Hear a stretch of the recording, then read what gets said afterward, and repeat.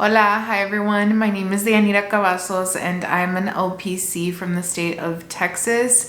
And I have been gone from this YouTube channel for a little over 5 months. It's been a while and I have missed being here with you all so much. I have a vlog for you all today of over the past couple of months because I have taken clips in between them, but I also wanted to talk to you all really quick about some of the reasons why I have been gone for 5 months and what I've been up to, and you'll see that throughout the vlog as well. Talking about our career field, how we're helping our clients, the things that we're doing in our communities, like all of that is something that I've missed very much. And so breakdown time, where have I been? The most obvious one is I needed a good old mental health break because this year just started off actually insane. Like seeing everything that's happening in the US and not only seeing it, but seeing my clients be impacted by it, people that I know be impacted by it, people that I don't know being impacted. It has really just torn me down, you know, and I think at the beginning of the year it's just really hard to process all this, and it's just progressively gotten worse. The things that we're seeing, like the current administration do to our communities, and it's so many communities, and I can speak even more so to the Latinx community and Mexican community being impacted because I am a part of that community. It has been impacting so many people and so many groups of people, and it's been so horrific to see that, you know, for our job to involve empathy, and I'm not someone who disconnects from that. Like, that's just who I am as a human being. I've learned how to empathize even more so because of the career field that we're in, and it is so sad to see even like other mental health professionals that disconnect from that once they take that therapist hat off, when empathy is something that we shouldn't be disconnecting from. Healthy boundaries, of course, but disconnecting from to the point of like voting for individuals that are hurting the very communities that we're trying to help, or holding beliefs that are harmful toward the communities that we're trying to help. The thing that really caused me to just completely take a break was actually sitting in on one of the meetings that the Texas State Board had and hearing what like two of the counselors had to say who attended. A majority of the people there were there to advocate on behalf of other LPCs, LPC students, and their futures and changes that the board was trying to make. Hearing the other two counselors and what they said broke something in me, because we know this, racist people sure as hell exist. Racism is very much alive, as we can see, and if you can't see that, then you need to do a lot of work because it's here and it's very much impacting so many families and individuals. And we know that problematic and harmful licensed therapists exist. We know that. But with everything else going on, it already felt like I was stretched very, very thin. I've spent so much time just crying over my community, many days, many nights. It's daily. It's not something that I can escape from. And hearing that on top of everything that was building at the time just really, that took me out. Like, I needed to just step away and take a break because I wasn't even enjoying things as much during that time. And so I needed to care for my health.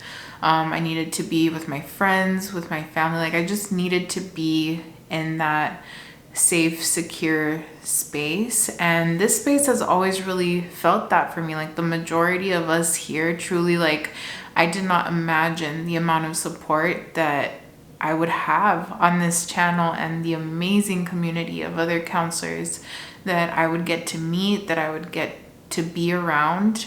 I've gotten to know so many of you as consultation clients. Also, just I've gotten to know you through your comments, through you viewing my videos, and just know that me having to take that break had nothing to do with any of you all who I've had these kinds of interactions with. The majority, it's made this community amazing.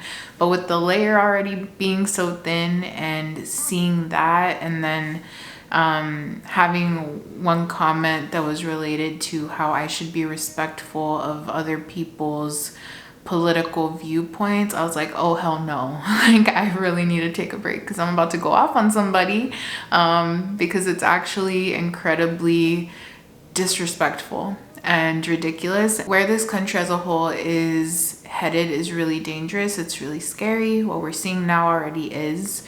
And so the one thing that I do have control over, though, is my platforms and how I want to run those, how I want us to interact with each other. And so I am never going to be respectful of racist beliefs, of harmful beliefs, and beliefs that align with the current government administration in office, and beliefs geared toward racism, harming other communities. And I want to encourage you that if you're someone who does agree and align with those kinds of beliefs, whether it be because you grew up in a household who normalized that for you, or because of your religious alignment, or simply because it happened gradually for you, I want to encourage you to do the very same work that we ask of our clients. And I doubt that me just asking for that is going to happen, but one can only hope, right? We have to hold on to hope, and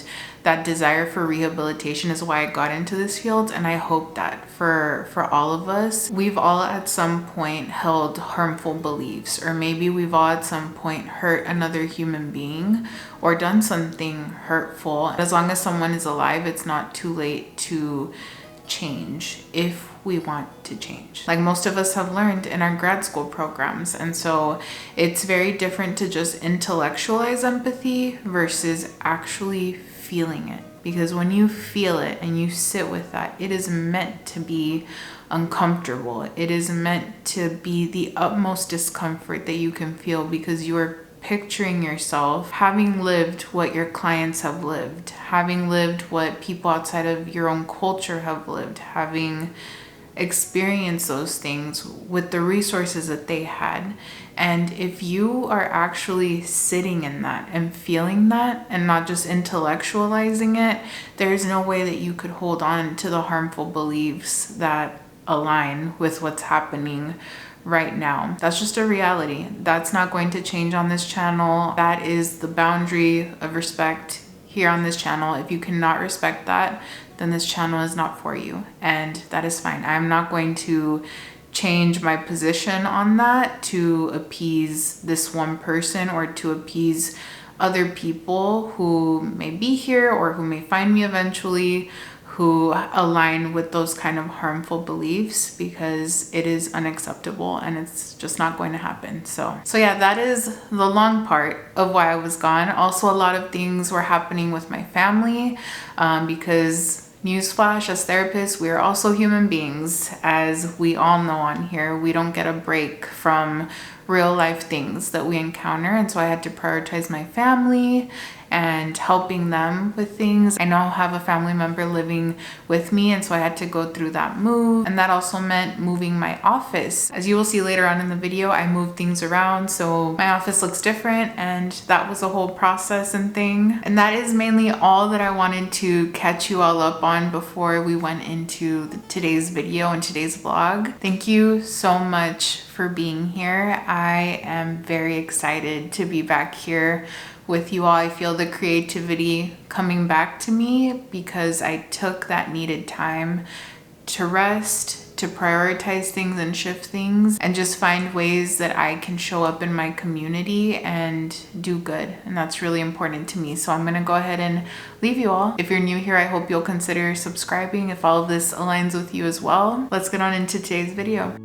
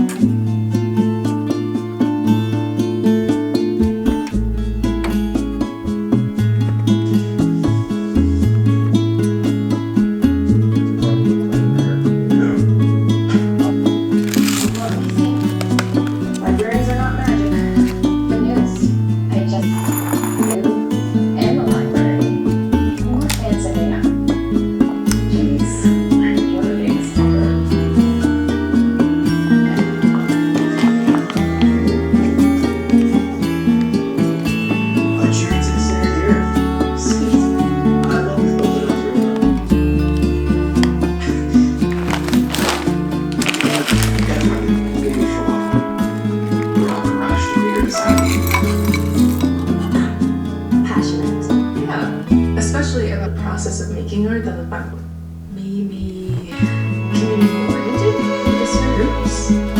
Yes. So, everything that you work with and for Peggy, that made me most inspired.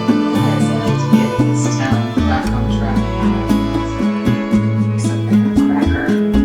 Except for Brianna's mom. Like, we'll Cracker back at Halloween. The costumes, always.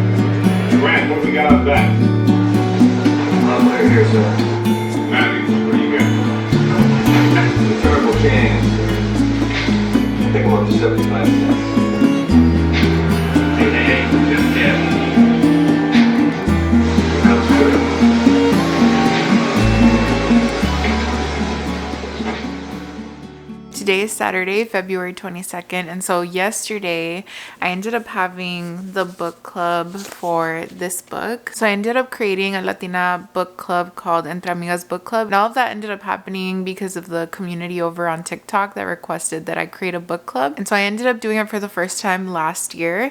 And so this year I set it up where it's bi-monthly, and we had our first book club meeting, and I'm so excited. I ended up creating 2 events because the first one filled up, and so we went over this book right here, and I thought it would be really fun to just share it with you all too, and share some of my favorite quotes, things that I loved about the book. Also have basically like a little book review just to talk about it, because I personally love geeking out about books. I loved this book so much. Right now in a little bit my husband's going to come out and we're gonna have like a little self-care night together, but after I talk to you all, I'm just going to clean for a little bit and then start coloring, and then he'll join me after, and we'll probably watch a movie. I'll put on a face mask, and then later tonight, as usual, we're gonna have our outdoor movie night. It's really cold here in South Texas right now, but being able to have outdoor movie nights was always a big dream of mine. And so last year I ended up gradually saving up, and we saved up to work on the back patio area, and it's not finished, but we ended up finishing the gazebo part, and my husband installed most of the pavers outside, so the gazebo area is done,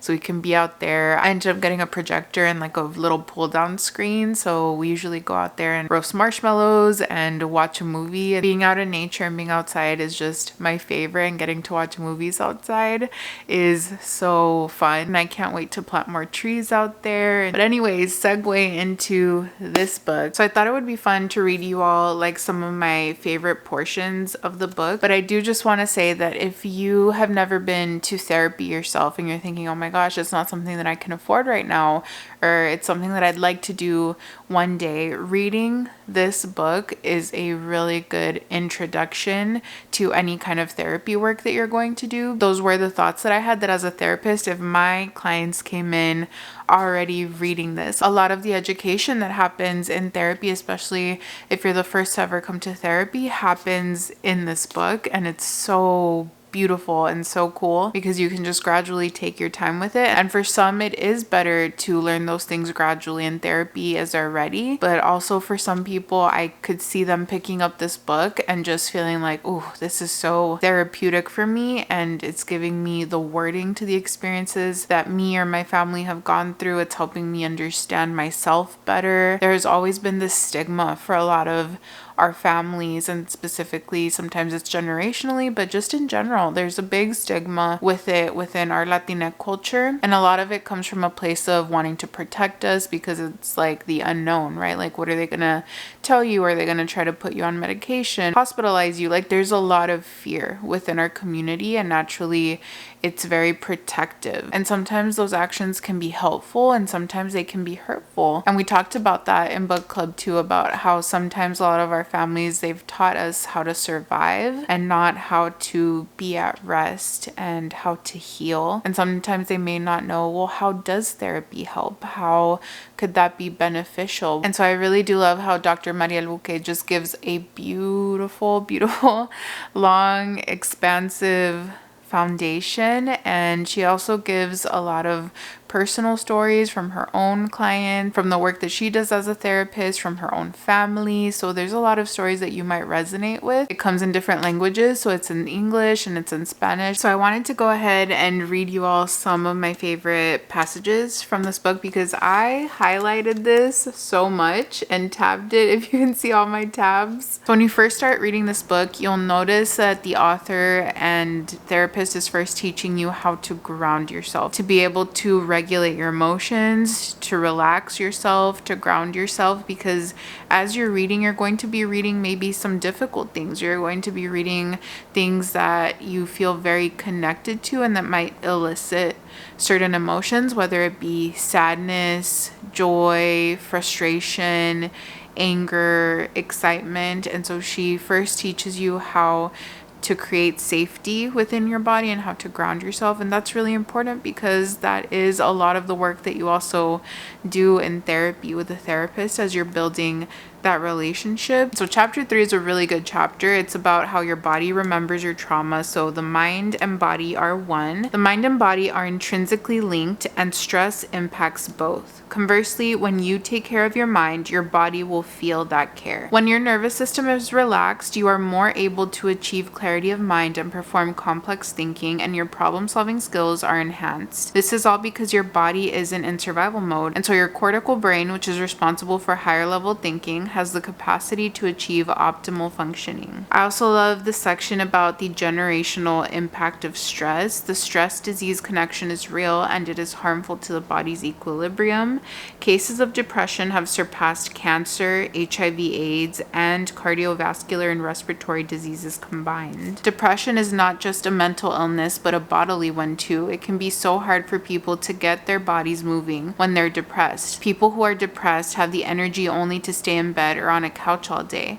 That's particularly because depression itself has an inflammatory function, meaning the depressed brain and body are inflamed. This may explain why some antidepressants don't work for certain people. So one of my favorite sections is also, how do you know you're dealing with intergenerational trauma? And she has a whole detailed list of different examples. So for example, it says, for you, the first time that you knew that you had been experiencing intergenerational trauma may have been when you had to create a healthy distance from a family member. Perhaps it was when you first noticed that you had your emotions invalidated by your family members your whole life. Or maybe it was when you realized that you reacted to stress and emotional hurt in the very same way that your parents did. Or maybe it was when ... And then she has a whole bunch of examples, like you went to therapy and realized that you've seen your unhealthy adult relationship patterns reflected in your childhood home. You realize that a large part of your emotional suffering comes from not receiving enough love from your caretakers, and that they too suffered the same fate. You notice that your relationships have had codependent patterns, which you've always assumed were standard in relationships. And the list goes on and on. There's so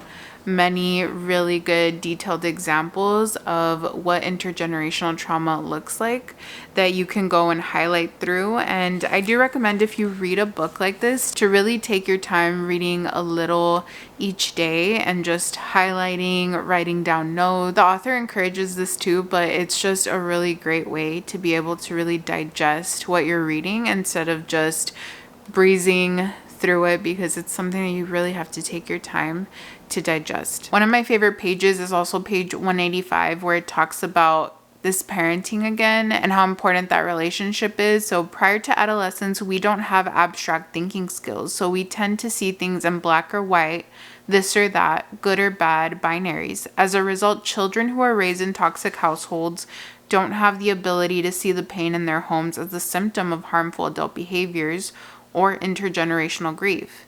It's a concept that is far too complex for a child to comprehend. Instead, they internalize those issues as their own and develop a self-narrative that implies that they are the ones who are causing the issues. I loved being able to talk about these things in book club and just hear everyone's beautiful stories, and the honesty, the vulnerability that we had in book club was just so cool. Starting this book club was my first time ever doing anything like this, and I loved it because it feels like a book club meets a support group, because we're just encouraging each other, sharing stories, sharing what we liked about the book, what related to us, and encouraging each other. Personally, I feel like that is so incredibly important, that when we see someone doing a good job or trying something, especially when it comes to caring for their mental health and trying to break these generational patterns, that we point it out and we acknowledge it and we encourage someone and we celebrate someone. And so that was really important to me during book club, to be able to celebrate these women that are doing this incredibly hard work, but it's so important because our actions and our decisions and our words have generational impacts for ourselves and for our future generations. Something that this book does so well is putting you in the place of thinking you are going to be a future ancestor one day. You know, what will be said of you? What are the gifts that you're going to pass on? What are the cycles that you're also going to break and that you're going to stop being a keeper of? I cannot recommend this book enough, but I am going to leave you off for now because I'm going to get everything ready so I can have a little coloring night, like I said, and I'm gonna put on a nice cozy movie and make dinner and clean and do all of that. The weekends are definitely just full chill and recovery mode and a little bit of reset when it comes to cleaning and all of that. Something that I also love doing is making a little to-do list for myself, and I just ended up getting this spiral notebook from Barnes & Noble, and I had been looking for a spiral notebook that I like the front cover of, and I love it. It's so pretty. It has all these spring flowers on it. And so what I love to do is, usually I'll have like multiple entries, but I'll write down my little to-dos for the day, and then here I have like the little outline for the video that I'm filming right now. If you're someone who struggles with anxiety or who struggles with feeling overwhelmed at times, it helps to be able to have a little to-do list for yourself and break that down little by little. And even if you don't get to everything on your list, it just allows your mind to be able to rest instead of having to memorize, what was I going to do? What is the thing that I have to do? Because your mind is just forever working, instead of just allowing yourself to brain dump everything or to write down everything, so your mind can be a little bit more at rest.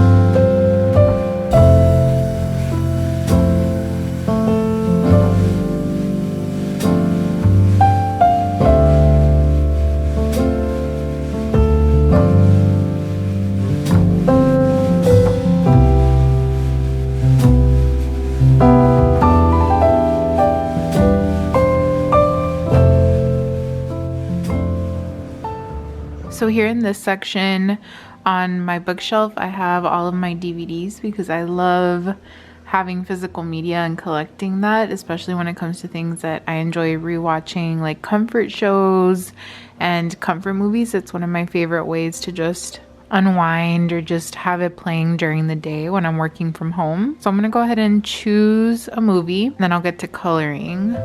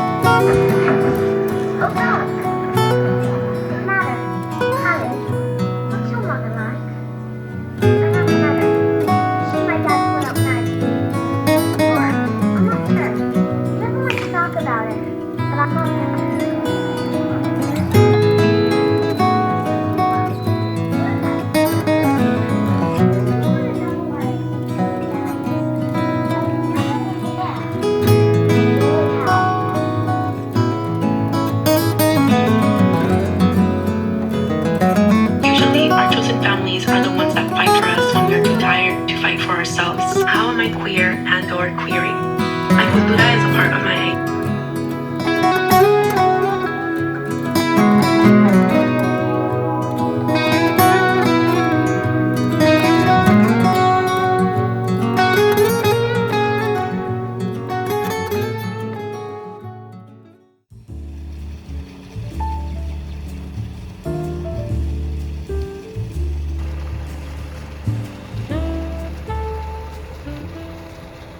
So I'm currently in my car right now because I am on a mission. On a mission to, first of all, make myself happy, because living in the US right now is actually psycho and insane and horrible.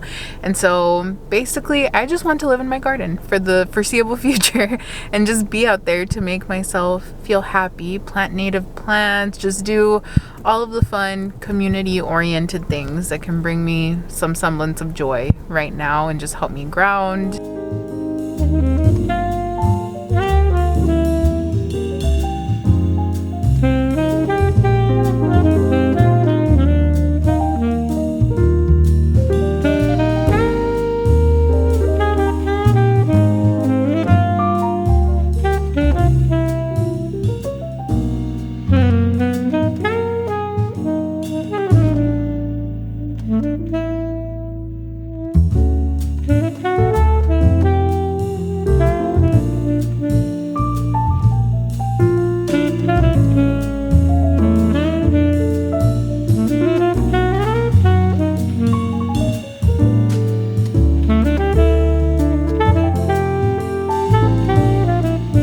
So if you can see, here's everything.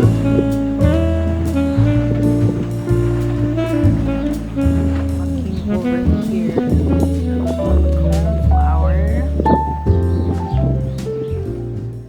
So this is what our backyard currently looked like at this point in time, because we were working on putting pavers in our backyard, or continuing that process, and so it was the perfect time to kind of gut everything and restart the butterfly garden that I had tried to do about 3 or 4 years back. And so we're restarting, and I'm just gonna give you like a quick little run through over the course of a couple weeks of the work that we did. And I feel like sharing things like this is so fun and special because, like I've always shared with you all, being a therapist or a counselor is what we do, but it's not all of who we are. There's so much more to us, our hobbies, our community, our cultures. Like there's so much more to what we do, and I love getting to share some of that with you all.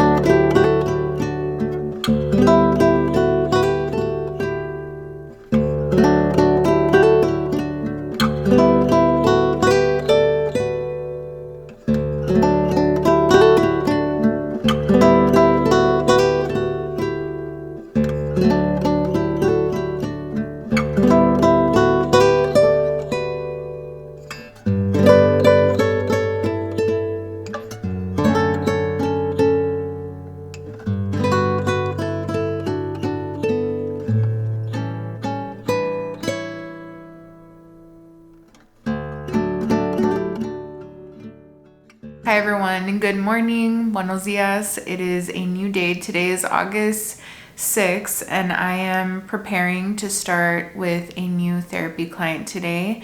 And so I wanted to talk to you all a little bit more about my ritual whenever I have a new client come in, what clinically we call case conceptualization. The Mexican in me, just the human in me, loves thinking of it as a ritual and something very special, because it is the time that I take to read my client's intake, look at their scoring on screening measures that we did, like the PHQ-9, GAD, or different questionnaires. I tend to just start off with those two to not overwhelm new clients coming in, and then the more we get to know each other, if I feel that we need to do other screening measures to make sure that there isn't anything else going on like ADHD, autism, or just there's more specific questionnaires to measure anxiety, depression, and stress. So that is an option, and I use Novo Psych for that if any of you are wondering, or if that's something you're thinking of incorporating in your practice. It's been extremely beneficial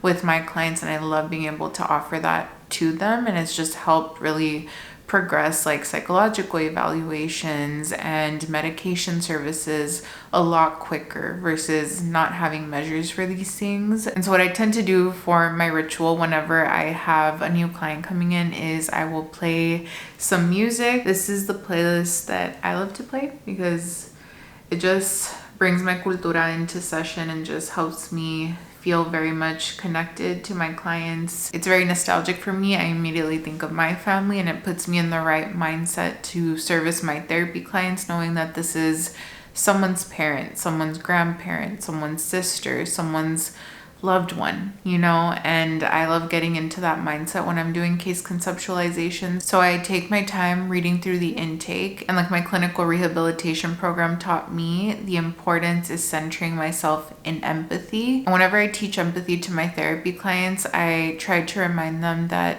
empathy is uncomfortable. It is extremely uncomfortable. A lot of people may just intellectualize it, and when you're only intellectualizing it, you're not allowing your body to feel and to connect to this discomfort because it's uncomfortable, and sometimes we don't want to do that. And so this is why therapists are tired after sessions or even just going into sessions, because we are connecting emotionally to our clients to make sure that we're servicing them in the best ways possible. And so when I sit with empathy, because I've practiced this for so many years, I already know that it's going to bring discomfort. It might bring tears, it might bring feelings like physical sensations to my body, whether that be a little bit of tension or that be anxiety in my stomach or in my chest. Like, it can bring about different things for me, but all of that is necessary for me to do my client's story justice. And so I sit with that and I think about how that must have been for them to have experienced this, what they must have been thinking, what they must have been feeling, what I would have been thinking and feeling if I had experienced what they did. And I take my time with that. And all of that helps prepare me for when I see my client, for me to be able to practice my person-centered therapy approach, because that is the most important thing for me when I get a new client in who, for example, this client, first time in therapy ever. And so with my clients who it's their first time in therapy ever, especially, this is important for all my clients, but especially for them, building the relationship is everything. We are not going to get anywhere in therapy unless we build this bond, this therapeutic alliance, this relationship, because I can have all the knowledge in the world. I can be seen as an expert with other clinicians. I can be seen all kinds of ways. I may even have a social media presence that already allows me to connect with others, but one-on-one with my clients, my community is good at smelling out bullshit, because we've always had to be good at that. Current events, government policies, like all the things that we're seeing happen right now, this is why we've had to be good at smelling these things out, because we're protective over ourselves for safety reasons.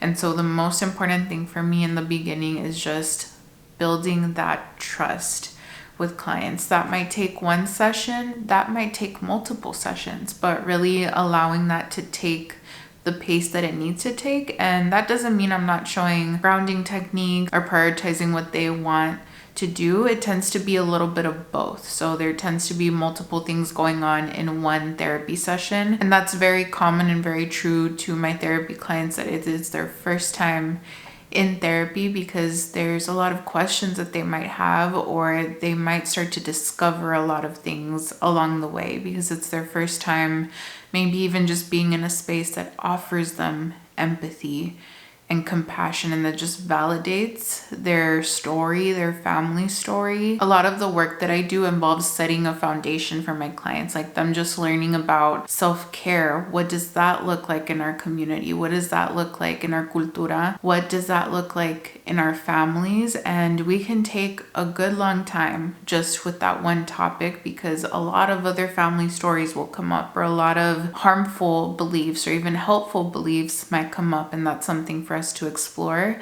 And so I really like taking my time at the beginning with their story, their family's story. There's a lot that we can sit with there.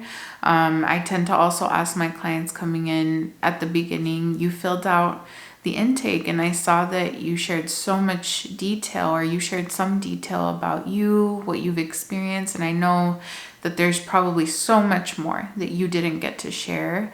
How did you feel filling that out? And so that is something that I like to ask, because everyone tends to say something different. For some clients, it might have felt very uncomfortable to actually share their story, write it out as best to their ability. And for others, it might feel liberating. I've heard that as well. Like, you know what? I had never seen my story just on paper like that, or written online like that, me writing it out. And even that alone felt really therapeutic for me. And so I never know what that might bring up.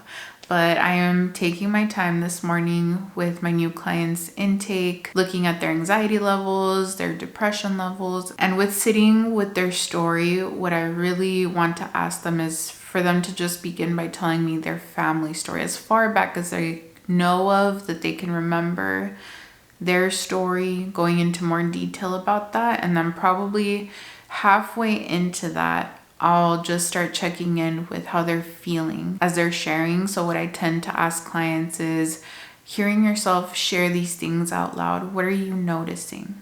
So that's one thing I might ask. Or I might say, you know, I'm noticing that your body is getting a little tense. Or especially if a client is new to me, it might be hard to pick up on what tension looks like for them. So I might ask them, as you're sharing this, how is your body feeling? Do you notice anything physical going on, like any tension anywhere as you're sharing this, any release? And that'll help me get to know a little bit more about what my clients are feeling as they're sharing something like this, so we can care for that part of them. I can pick up on so much just in the intake, their writing style, how much they shared, how much they didn't share. And so with this client and what they shared, I noticed that it might have been really hard for them to share some of the details that they did, because they shared some of those big moments on there, but they didn't necessarily go into a ton of detail about these events. So that might have already been hard for them to push themselves to say these things.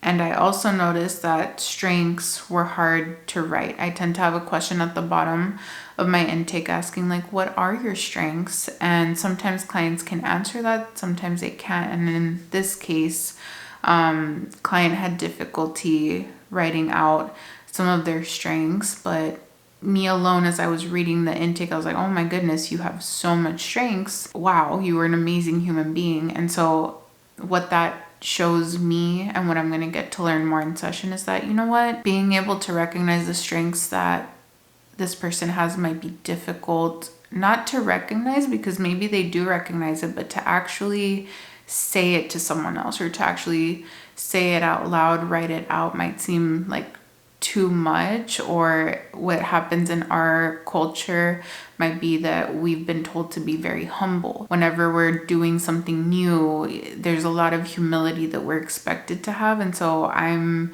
thinking it could be either or. Maybe they don't recognize those strengths, or maybe they do, they just don't want to say them and appear as not humble. So these are those cultural nuances that are very important to know and to pick up on. And so if you're noticing that maybe you're having trouble with one of your clients and you're not of the same culture, it could be really important to maybe refer them to someone who can relate to them in that way, or to do a lot of learning outside of the session to pick up a little bit more on those nuances. And one of my favorite ways that I learned in grad school through the readings that I did to ask something like that so it doesn't feel intrusive or it doesn't feel too intense could be, you know, part of me is wondering if maybe you might be experiencing this because things like this could come up in culture, but it's also okay if that's not what's going on. What are you noticing? So that's one way to maybe phrase that or rewrite a question like that instead of just assuming that someone is experiencing something, because we never want to assume, right? We want to leave room for the client to be able to name what might be happening. And what tends to happen when I take my time with practicing empathy and the ritual that I have when I start a new client is clients tend to say things like, oh my gosh, I don't know how you knew that. I don't know how you put that to words, what I was feeling. Yes, that's exactly what I'm feeling. And it's just because I took my time feeling that discomfort and putting myself in my client's shoes, even if I didn't do it 100%, because I personally do not believe that we can do that 100%. Even if we've lived similar lives to a client, we will not always get it 100%, but doing that kind of work helps us at least get to 90% or 95% or 98%, you know, very close. And then our clients, we can invite them to fill in the rest of the gaps and collaborate with us. So that is all of what I'm doing this morning. And I wanted to share a little bit of that with you all. If you are new to being a therapist, to being a counselor, I want to encourage you to create a ritual for yourself when you're going through intakes, even if it's 5 to 10 minutes, if you don't have a lot of time to do that. But it makes all the difference being able to come into your first session already having sat with that discomfort, because it makes you compassionate toward how uncomfortable this experience might be for your therapy clients, and it helps you have compassion for them, for their pacing, knowing that for them it's okay if it takes longer than what it might take for someone else. And yeah, that is what I'm doing. It is currently 9:50, so I'm about to go into session in 10 minutes, so I'm going to leave you all here. I have 4 sessions total today, this Wednesday, and I have 2 back-to-backs, then I get an hour break, and then I have 2 other back-to-backs. And so that is it for today's video, everyone. I hope that you enjoyed coming along for a couple of months and just catching up. It would have felt really weird for me to just have posted any regular vlog without first talking to you all and debriefing and catching up. And so I'm glad that we got to do that. I wanted to ask you all also for some feedback, because I am really considering also adding other videos on here related to exercises and techniques for my therapy clients. And so I'm really considering combining both of those worlds, like vlogs that I do, like the regular content that I have for you all, but also having like guided meditations and like certain exercises, videos that I could refer my own clients to, or that other people could just find, or us as therapists could just sit down and be like, let me turn on a guided meditation with a fellow therapist and just do something. And so I'm feeling very creative in that way, and I think that it would be really fun. I even tossed around maybe changing my channel name just to Coze Mental Health Services, like my business.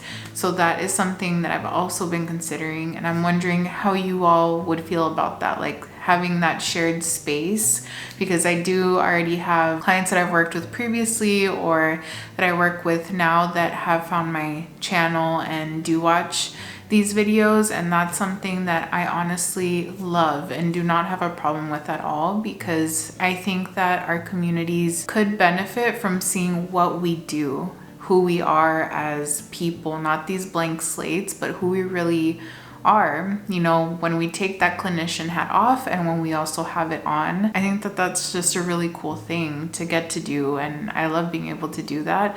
But I wanted to ask what you all thought, because if the answer is not really, I would like for this to just stay as it is. I really want to respect that, because this channel started off as that, and if that is the case, I can always build that in a different channel or do something else. But I want to ask you all what you thought, and if that's something that you would or wouldn't be into. Thank you so much for watching, everyone. I hope that you all find some moments to rest because it is rough out here and our job is really important and really hard. And I want to say thank you to all my fellow therapists for the work that you are doing right now. It's so important. We're caring for something so precious, which is our clients' minds, their stories. It's a very precious and special and important and crucial life-saving thing. Thank you for the work that you're doing. And if you're a student right now, thank you so much for the sacrifices that you're doing to become licensed, for the hard work. I really appreciate you all being here. Take care, everyone, and I will see you in my next video. Bye.